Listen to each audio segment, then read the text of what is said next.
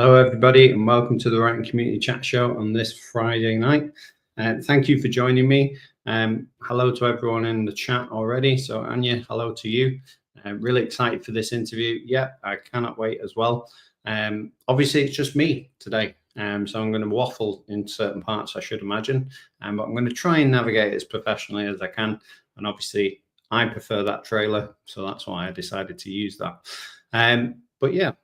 Obviously, we're really excited. If you've got questions about writing today, then feel free to put them in the chat, because we do have a section at the end of the show where we will ask your questions. So if you're watching now, then you can get involved towards the second half of the show. The first half of the show, we're going to be talking all things writing and discovering tonight's guests' road into writing and their journey into, the writing profession and all good things. So, a few things before we start. Obviously, Harrogate Crime Writers Festival is coming up next week. We're going to be at that, and we're going to be representing Pam Macmillan in the Pam Macmillan tent. So if you are on your way to Harrogate Crime Writers Festival next week, then please let us know, because we'd love to meet up with as many people as possible, get some photos, have a few interviews, have a few good conversations, all that good stuff. And thank you, Anya, for your kind words saying that I'll be fine. I'm already sweating, but it's going to be a good show. It's going to be a very interesting show. And because I don't like my face being on a massive screen, I'm going to get tonight's guest on very quickly so that the screen will change, hopefully. Ladies and gentlemen, tonight my guest is Robin Bernstein. Hello. Hello. Thank you so much for having me. Thank you for joining us. I'm really excited to chat to you. Sorry for the sort of shorthand introduction, but we're going to dive into your book and everything about Freeman's challenge, so it's not too much of a disservice. But Robin, thank you so much for joining us tonight. I'm really glad you could come and chat to us. How are you? I'm great. I'm super excited to be here. Writing is probably one of my very favorite topics to discuss. So I am just so excited to be here talking to you and talking to anybody who's listening about writing. Brilliant. And yeah, like I said before, if anyone's watching in the chat, if you've got any questions, we will ask those towards the end. But it could be about anything. It could be about writing. It could be about Robin's book. But if you've got those questions, get into some capacity where you can type them in, and we'll try and ask those questions at the end of the show. I'm navigating all the banners, and the first little thing that we do, the first section, is called the Road to Writing. So I'm just going to play this little video, and then we'll get into Robin's Road to Writing.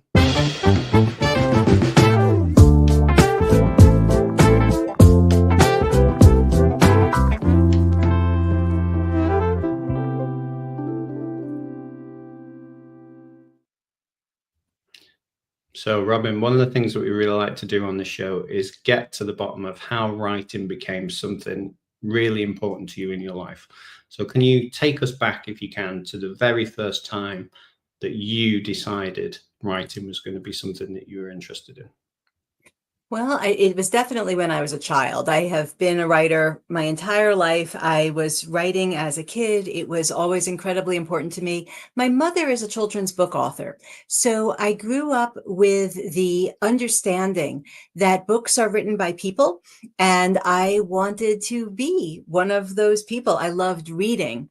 And it just seemed to me a very natural progression that if a person who loved reading as much as I did should be a writer. So I wrote throughout my entire childhood. And then when I went to college, I majored in creative writing.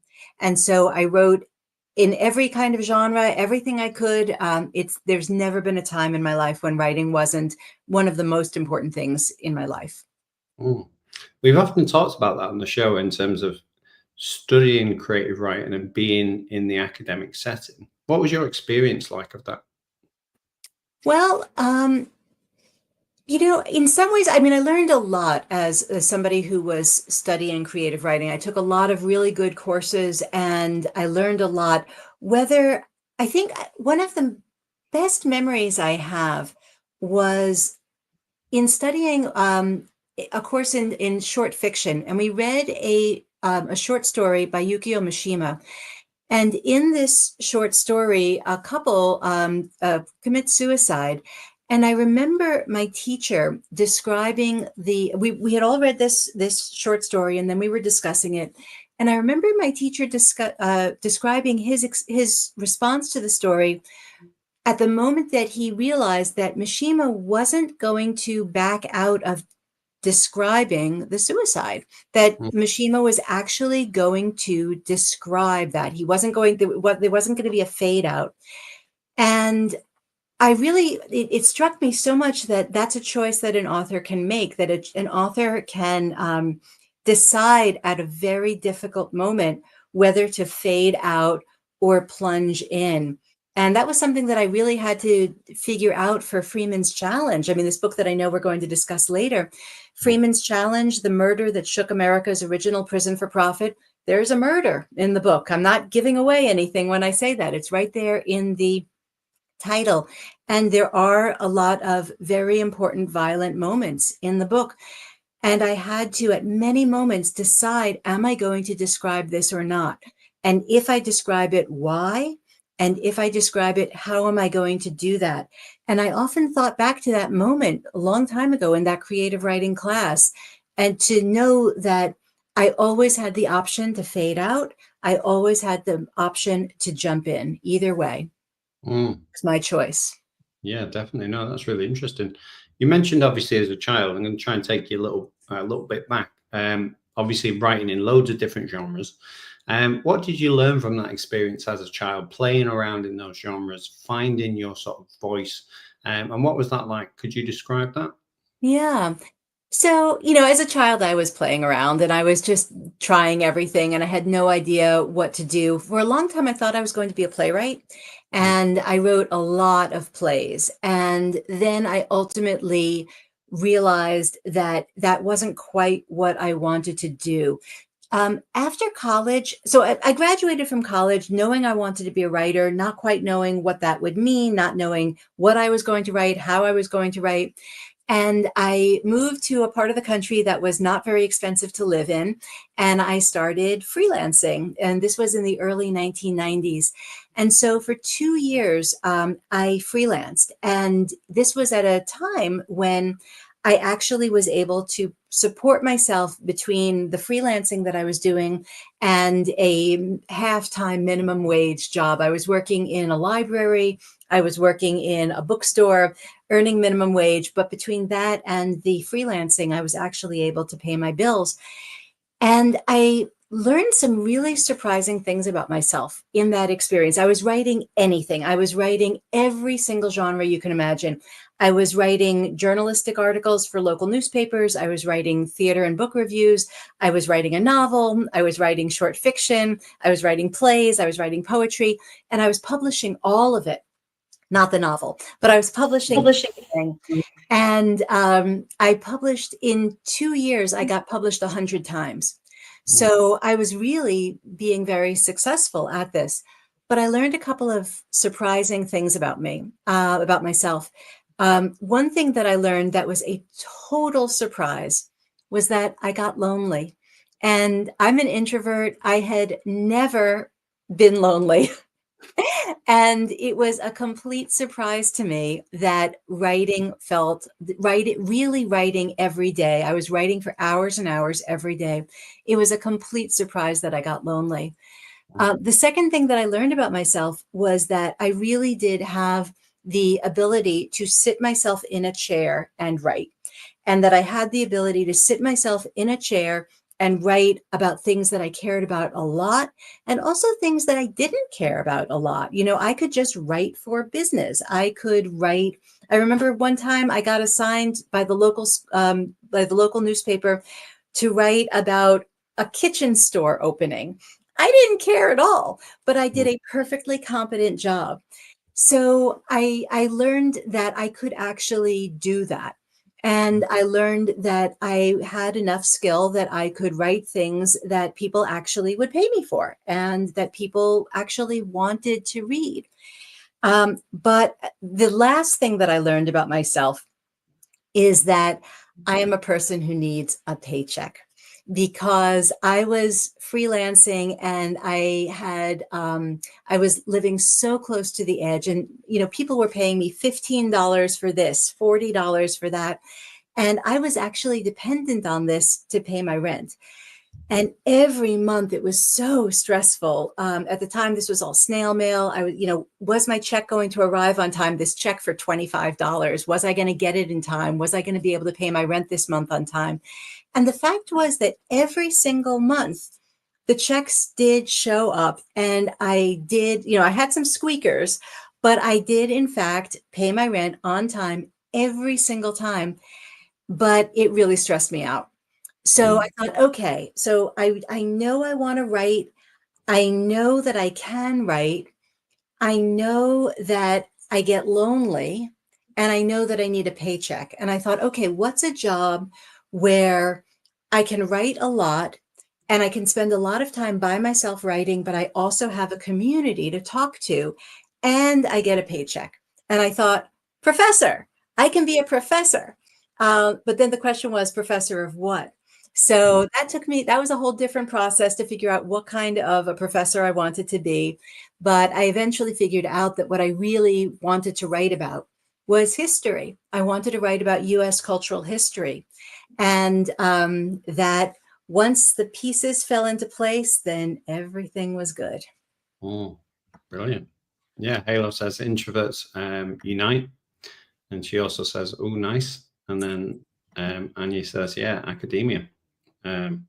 Brilliant. So obviously experiencing all these elements of writing and going, oh, I can do all of it. Why do you think your passion in writing became looking at American history? What was it about that you thought, this is my calling, this is the reason why when I'm putting pen to paper, I want to be exploring this? That's a great question. I think it was me feeling really drawn to real people, to just feeling real, that I really cared about real people and the real dilemmas they face, the hard decisions that they have had to make, and a certain fascination with the past. So yeah, I think that's what really made me settle in history ultimately, even though I have written in every genre. Mm. And did you feel any extra pressure as a professor writing in a space where, because obviously the sort of lens shifts a little bit when, because we know that our readers, sometimes we're never even going to see them. They're just going to enjoy the book and go, oh, that was good. And they might leave a nice review. But with you, I should imagine that opportunity for face-to-face conversations in and around somebody having read your book in an academic way, maybe, did that put any pressure on you when you were writing? Oh, sure. I mean, academics can be mean. Mm. Academics, if they don't like your book, they will tell you, and they will tell you why, and they will rip it up. I imagine that people who write in other genres will also encounter some mean people. I've been very fortunate. I have had people who have had I tend to write in community all along the way, and I tend to workshop my work a lot before it gets published.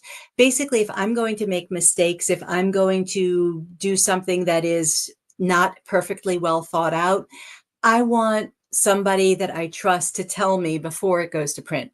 So I often show my rough drafts to colleagues, which, sometimes can hurt because I have some very smart and very honest colleagues who will Mm. tell me if what I have done is not good enough. But the value of putting myself through really tough early critiques is that by the time I publish something, I'm very confident in it. And I know that I am putting something into the world that tells a truth, and that tells an important truth about the past. Mm. Yeah, I love that. And Anya's made a comment here. I'm going to sort of use it to generate my next question. So she said, so many people's voices were not recorded too. This type of writing gives them a voice. Yeah. So my question off the back of Anya's comment is, how do you decide which people are worthy, and I say that in inverted commas, of giving a voice to? Yeah. Well, In the case of Freeman's Challenge, the murder that shook America's original prison for profit, I was very drawn to tell the story of William Freeman because I just could not tell it. I just found his story so compelling. The more I learned about it, the more I knew that I had to tell the story. So it wasn't so much a decision like, is he worth it or not? It was more that this story is so compelling to me, I must tell it. So there was that. And I loved Anya's comment about how when we're talking about the distant past, we don't have recordings of their voices. And in the case of William Freeman was an African American and also Native American teenager in New York in the early 1800s. And he did not write. And he also did not dictate his memoirs. There are many people in the 19th century who dictated their memoirs, even if they were not able to write. But William Freeman never did. And I was reliant on people who described their conversations with William Freeman. And there were people who described conversations with him who were people who loved him, people in his family, people who were his close friends. And then there were people who described conversations who were extremely hostile to him and often who were racist. And so I had to work with these secondary voices to get at William Freeman's voice. And it was a very interesting challenge. What I ended up doing was listening across the sources.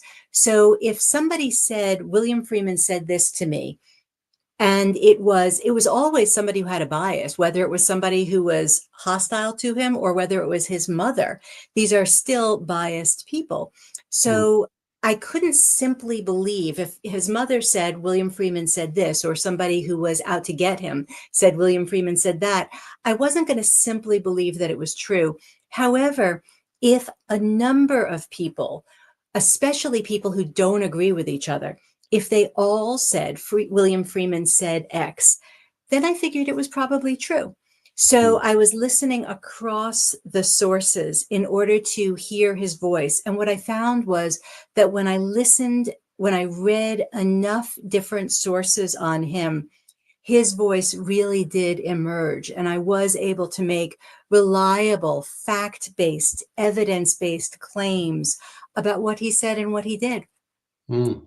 Yeah, that's fascinating. Can you take us through that in terms of like, once you've got that idea and you go, I'm going to focus on this person, their story needs to be told. What's the research process like, and what's the writing process like in order to get to the finished product? Yeah. So it took me 9 years to write this book. And the book is less than 200 pages long. So I did an enormous amount of research that ended in a very slim book. I cared about William Freeman so much.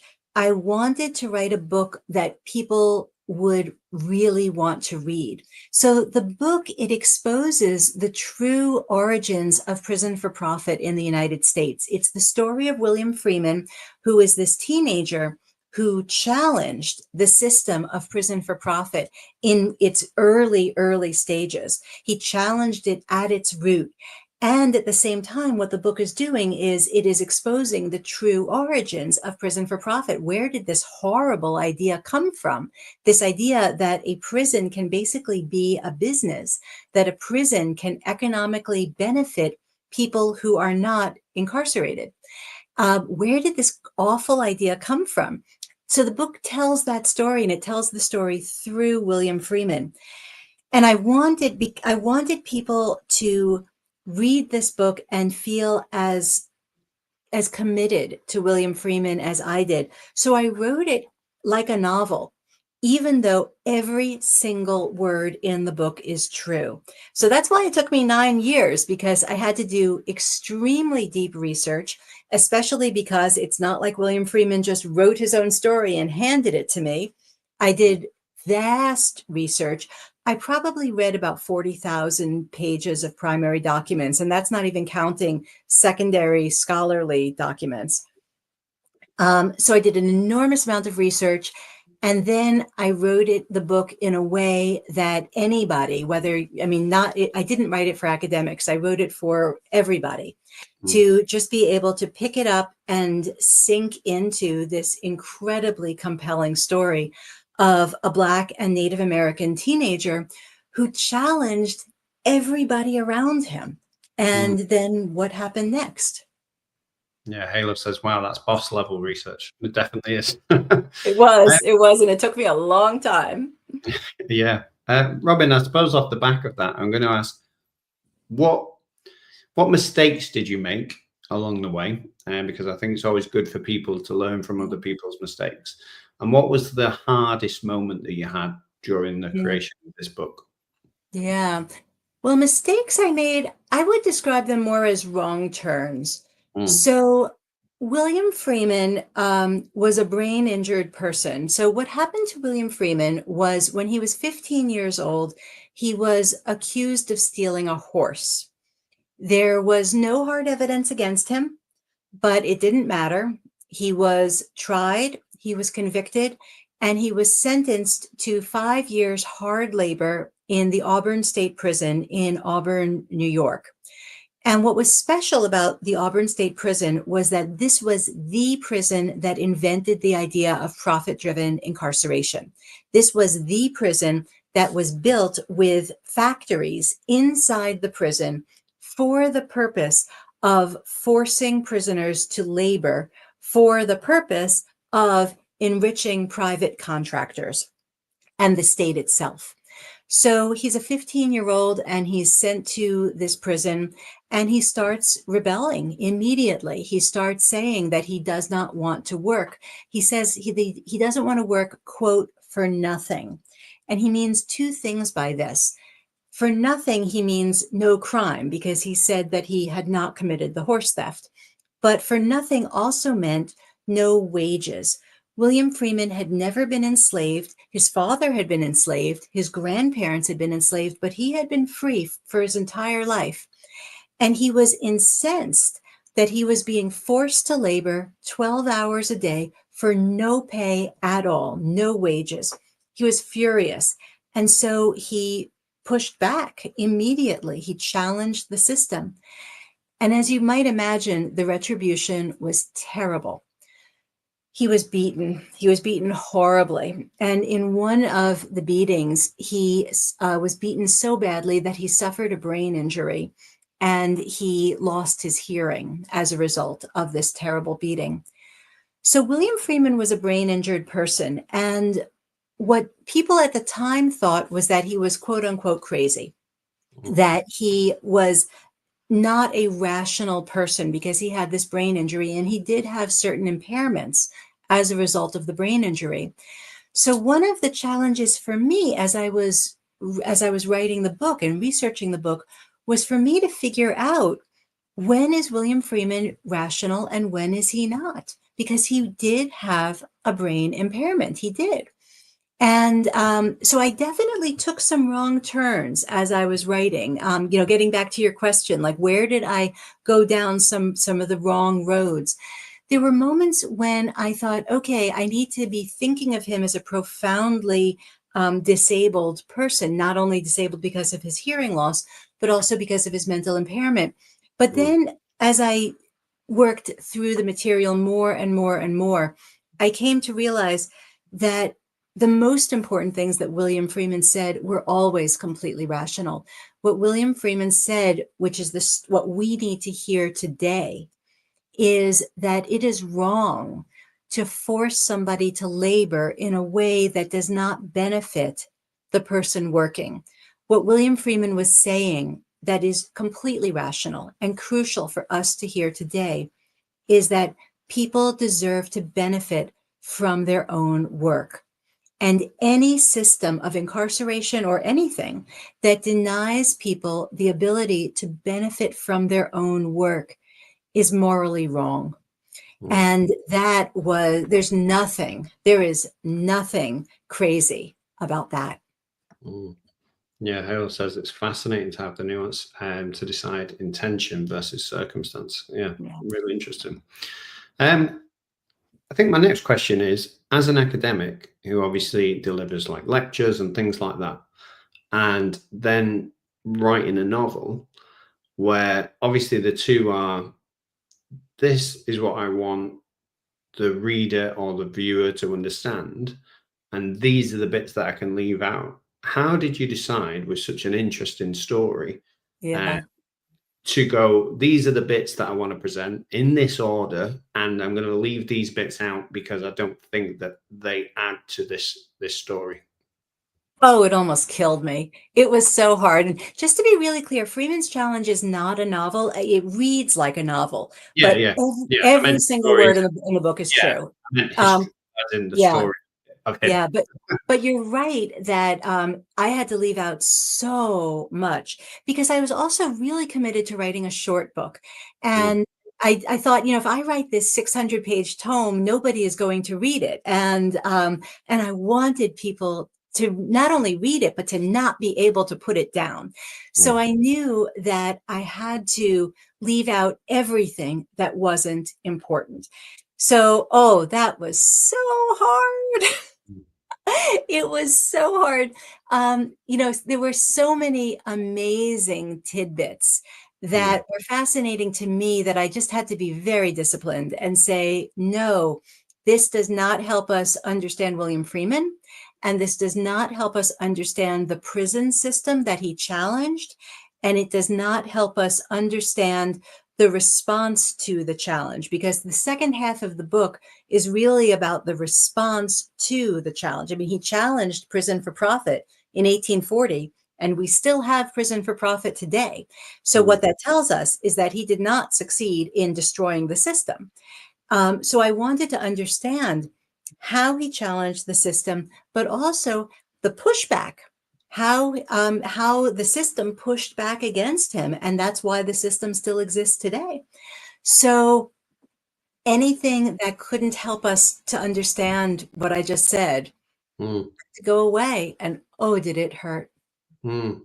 When you spend so much time and so much investment in, all the research in and around this topic, how do you decide this is where I'm leaving that part of history without going, oh, I need to keep going and writing about the next sort of 50 to 100 years? What's that like? Oh, it's hard. It's really hard. I do have an epilogue where I say what happened to the key people in the book Mm, after the book ends. mm, And the reason that I knew early on that I was going to have an epilogue, because the people in the book ended up in such interesting places.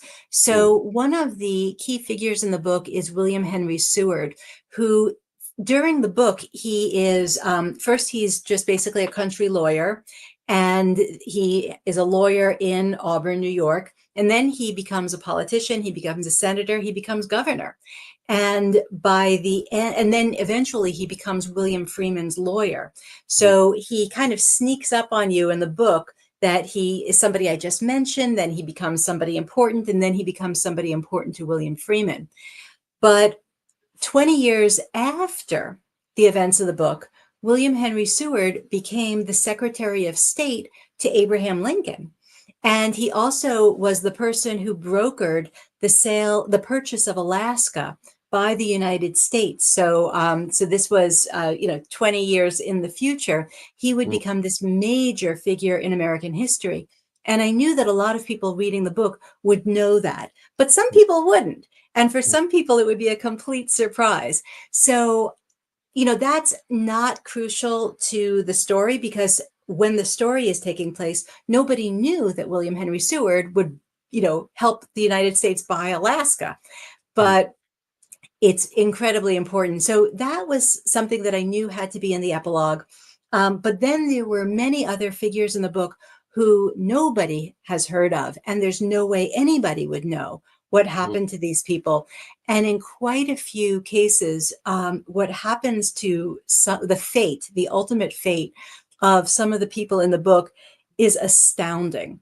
mm, And I knew that I had to include an epilogue because it floored me, some of the things I learned.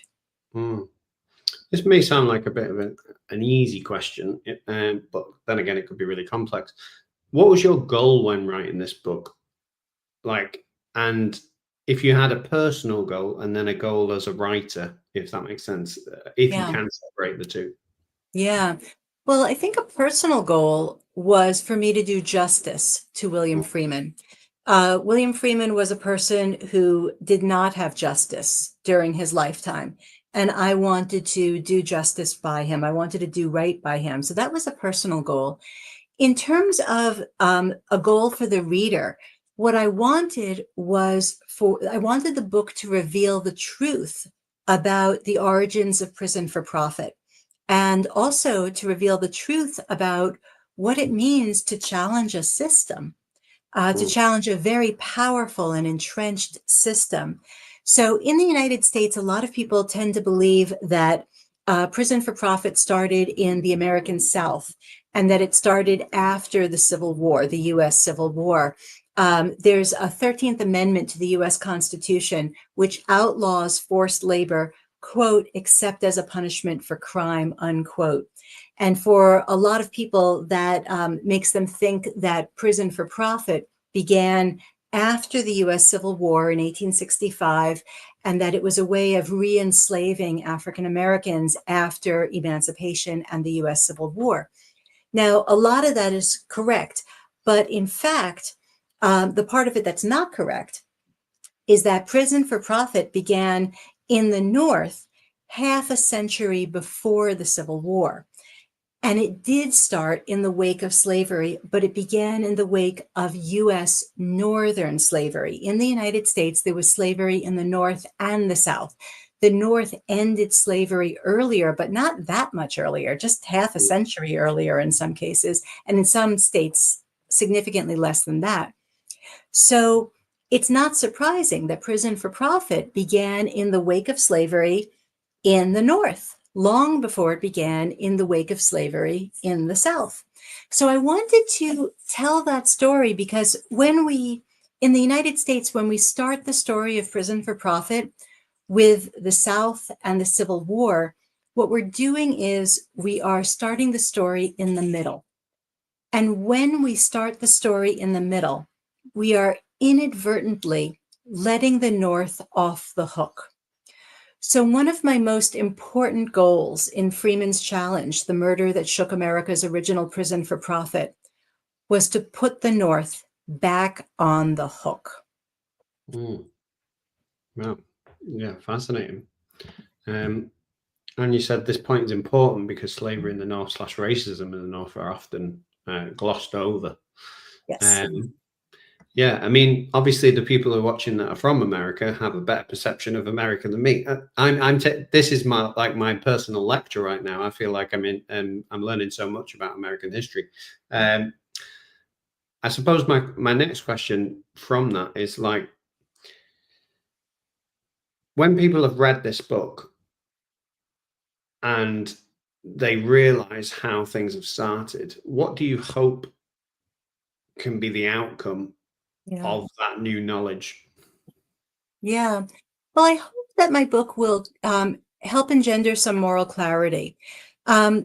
It's when there's a power structure, it's very easy to assume that there's something inevitable about it, that it's unassailable because it's always existed, and there's just no way that it could not exist. But in fact, one thing that I reveal in this book is that the idea that incarceration can be driven by capitalism, incarceration can be driven by the profit motive, that was an idea that was come up with by very specific people. It was a group of 3 white men. I name them in the book. This idea was invented by individuals who were businessmen, and they were not interested in justice. They were interested in profit, and they came up with this truly terrible, world-changing idea. So by naming the people and showing how this system came about and showing how dreadfully corrupt it was from the beginning, how selfish it was, how completely uninterested it was in justice from the beginning, I hope that it will make people take a step back and say, oh, wow, why did I ever think that this might be okay? Mm, Now that I understand where it came from. And I also hope that people will take a cue from realizing how um, basically from the beginning of Prison for Profit in Auburn, New York, immediately people thought that it could not be dismantled. It after it had existed for like a year, it had existed for basically 10 minutes, and mm, already people thought that it could not possibly ever change. And that was something that really surprised me as a researcher because I feel like, oh, it's so hard to dismantle the prison system. How could it possibly be dismantled? And then realizing that people believed exactly the same thing and were saying exactly the same things that I was feeling, when in fact the system wasn't even slightly entrenched. It had existed for like 5 minutes, and mm, they still felt like it was totally entrenched and unassailable. And I thought, wow, they were wrong. mm, Maybe I'm wrong too. mm. I suppose my next question is, obviously I can feel the passion that you have for it and the moral outrage that I should imagine you experienced during the research in terms of like, the horrendous things you were reading about and hearing and obviously knowing what you know where we are now and seeing that development over time. It must be incredibly frustrating.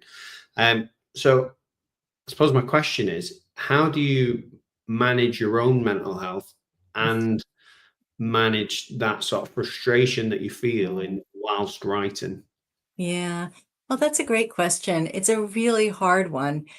Um, how do you manage your own mental health when you're dealing with any hard truths? I mean, Mm, I feel like if I watch the news every day, I'm dealing with hard truths every day. If I'm looking to the past, I'm dealing with hard truths in the past. I am a historian who deals with hard truths. There are some historians who like to study happy things. I do not. I study hard things. I study white supremacy. I study prisons. I study violence. I study slavery. I study hard things. And so at this point, I have a lot of ways to a lot of critical lenses that I can bring to the study of hard things. But the truth is, I have to take breaks. I have to take walks. It does get overwhelming sometimes. mm. Yeah, I can imagine. So what does your day to day as a writer look like then? Obviously, you've got the navigation of the research. Like, I'm trying to get into the sort of like the nuts and bolts of it in terms of you might spend a little bit of time doing this, a little bit of time doing this. And what three things could you give as advice to writers who are writing in a similar style to you and that you really think would help benefit them? Yeah. Well, I'm a morning writer. I write first thing in the morning, and I write in very specific places and moments. So I used to write. I wrote my first book. I wrote most of my first book in one particular coffee shop, in one particular chair, in Mm, one coffee shop. And I was usually, when I say I'm a morning writer, I mean really morning. I was the coffee shop opened at 5 a.m. and I was often there at 5 a.m. mm, And I played a little mental trick on myself. I decided that I just didn't know how to access the internet inside this coffee shop. Now, obviously, I did know how, mm, but I just made this little mental trick that I just didn't know how. mm, And so I would go to this coffee shop at 5 in the morning and I would start writing, and I would not access the internet at all. mm, And to this day, I have never accessed the internet inside this coffee shop. So that worked really well. And what I used to do is I used to go there at 5 or 6 in the morning, write no internet. And then around 9 a.m., I would leave the coffee shop and go to the local public library. mm, And I knew how to access the internet in the public library. So that's when I would do other things. I would do research, I would do email, and I would sort of downshift. mm, But then the pandemic happened mm, and my coffee shop closed. So I had to figure out what to do to kind of get that same routine going. mm, And um, avoiding the internet was no longer helpful, so I turned to the internet to help me. And what I started doing was having Pomodoro sessions with a group of friends. So for those people who are listening who don't know what Pomodoro sessions are, they're brief writing sessions. Usually they can be about 25 minutes long, although my group, we usually do them for about 45 minutes, where you choose some sort of task, some sort of writing task in this case, Mm. and then you commit to it for this very limited amount of time. And then at the end of the Pomodoro session, you simply have to be accountable for whether you honored your intentions or not. And it's called Pomodoro because the person who invented it used a tomato timer. So I started with friends getting together on Zoom. Mm. At the top of the hour, we would just go around the Zoom room and we would just all say what our intention was for the next 45 minutes. Mm. And then we turn off our cameras and we turn off our microphones and we do our thing. And then we come back together 45 minutes later and we just go around the Zoom room and we simply say whether we honored our intentions or not. And so I've been doing that with a group of friends since 2000. We started in 2000 and the Pomodoro group is still going. And Wow. so, some people have come and gone, and we don't read each other's work. We don't critique each other's work. All we do is have community and be an accountability resource for each other. And so that's how I wrote this book physically. Yeah, I love that. That's a great idea. It's one I've never heard of. I've heard of like groups and stuff getting together and stuff, but that's such a unique way of doing it. And like you say, it's not necessarily, some people when they get in these writers groups and it can be difficult if you're reading each other's work and then time factors into it. But yeah, I think that's a great way of doing it. And like say, holding each other accountable. Yeah. Yeah, brilliant. So we've talked a lot already. I didn't do the various different parts of the show because I'm just enjoying the conversation. But if you're watching the show now and you've got any questions for Robin, then please send them in and we'll ask them towards the back end of the show. But we normally do a little pitch for Freeman's Challenge. If you want to do the elevator pitch for it, that would be great. If you want to read any section of it, that would be great. But equally, no pressure. Sure, sure. Well, I've already said some of it, but I'm very, very happy to do an elevator pitch for Freeman's Challenge. So Freeman's Challenge is about the true origins of profit-driven incarceration. And it's about how profit-driven incarceration began in Auburn, New York in the early 1800s by a group of white businessmen who had this truly terrible idea, which is that prisoners could be exploited for profit. So before the Auburn State Prison was created, prisons globally existed for some combination of three reasons. They existed to punish and or to help people become better in some way, to reform them in one way or another, and or they existed for social control, basically to get people off the streets. But these entrepreneurs, these white entrepreneurs in Auburn, New York, had this radical new idea. They said, punishment, who cares? They said, reformation, who cares? Social control, who cares? What we care about is profit. And they designed a new kind of prison that actually had factories built into the prison. And that was a way to generate profits for private companies, which they owned. So this was a truly terrible idea. And then William Freeman just happened to be born in Auburn. And he happened to be born to the most prominent Black family in town. His grandparents had been enslaved and they had been brought to the land that would become Auburn. And they were actually forced to start building Auburn. And while they were building White Auburn, they also built the Black community of Auburn. So William Freeman was born into this beloved family that was the center of the Black community. And he had, in a lot of ways, a good life until he was accused of this horse theft and sentenced to 5 years hard labor in the Auburn State Prison. So William Freeman fought back. He challenged the system from the beginning.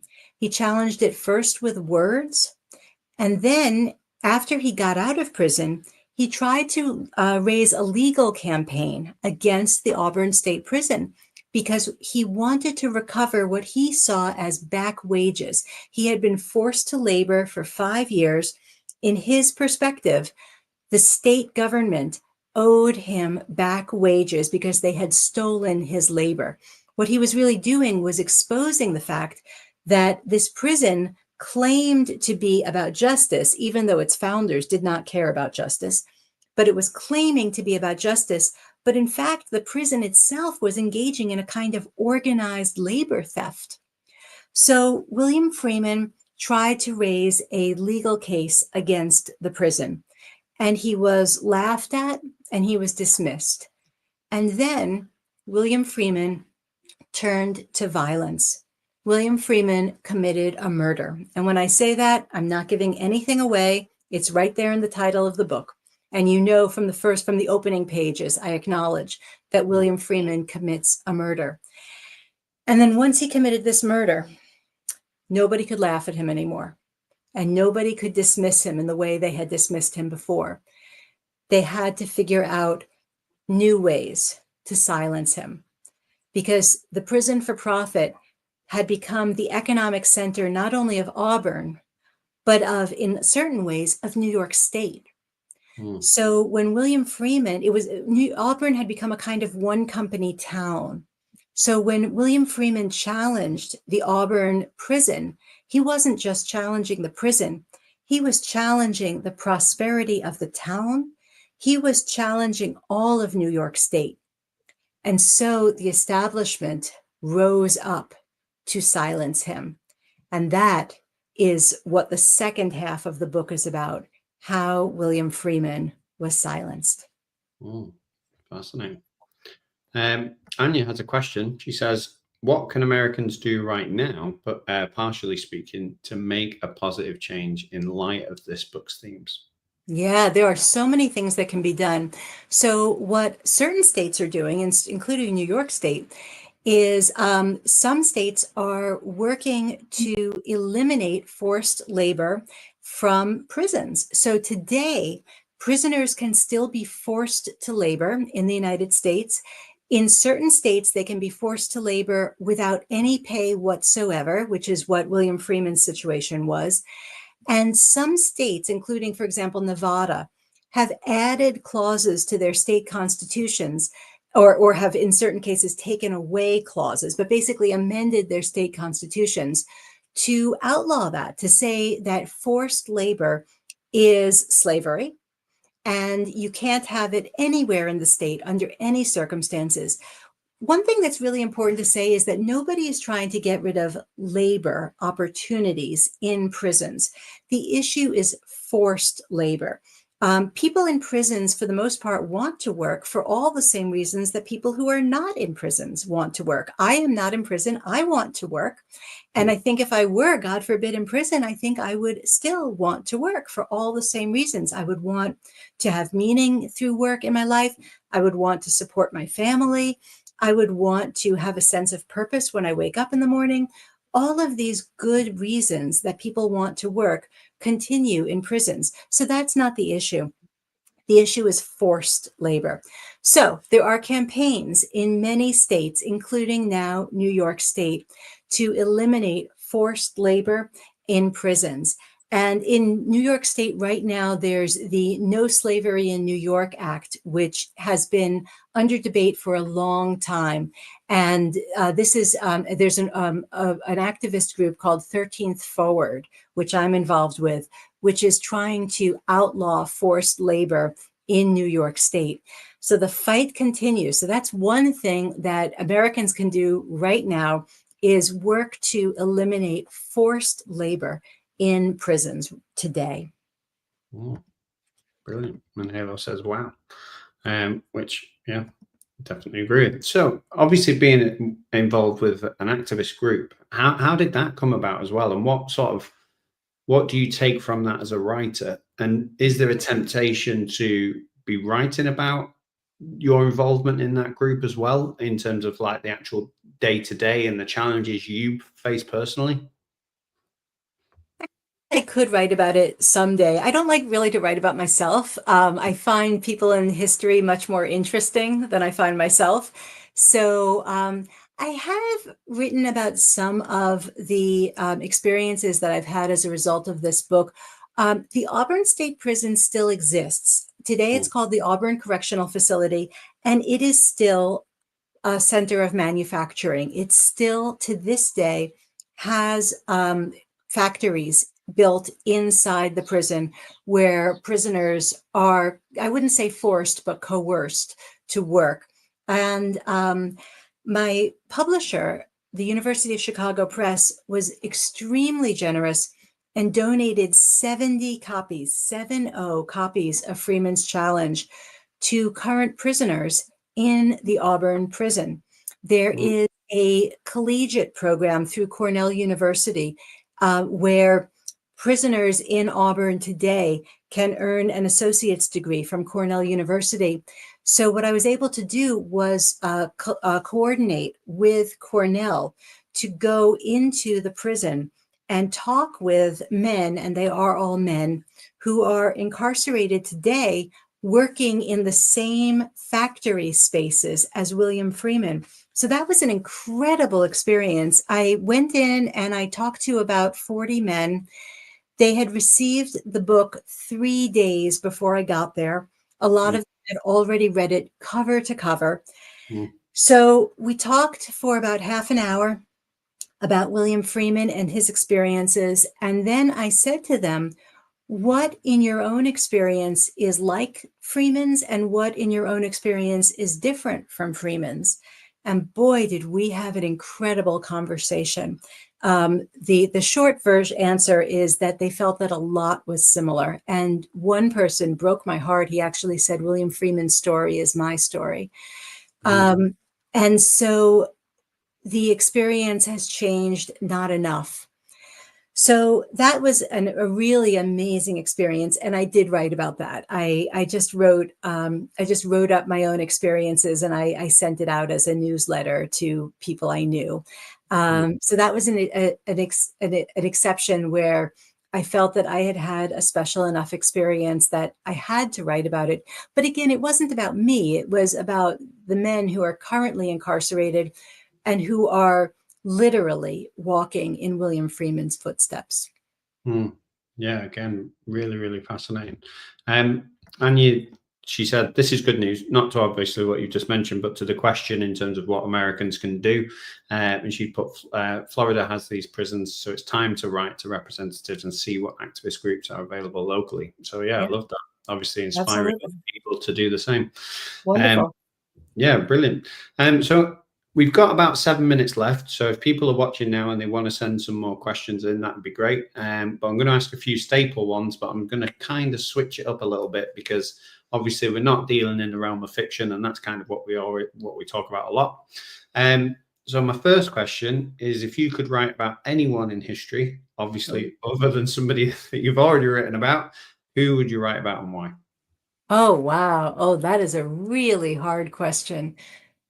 I could write about anybody in history. Well, I can write about anybody in history. I mean, I can write about anybody I want. Let's see. One person who showed up a lot in my book is the activist and abolitionist Sojourner Truth. And Sojourner Truth, I was able to prove definitively that Sojourner Truth was connected to William Freeman through enslavement. Basically, the Hardenberg family of white enslavers had enslaved William Freeman's grandparents, and he enslaved Sojourner, and the family enslaved Sojourner Truth. And so I was able to discover and prove that Sojourner Truth had this connection to William Freeman, and this is in the book. But what I was not able to determine was whether Sojourner Truth was also related to William Freeman by blood.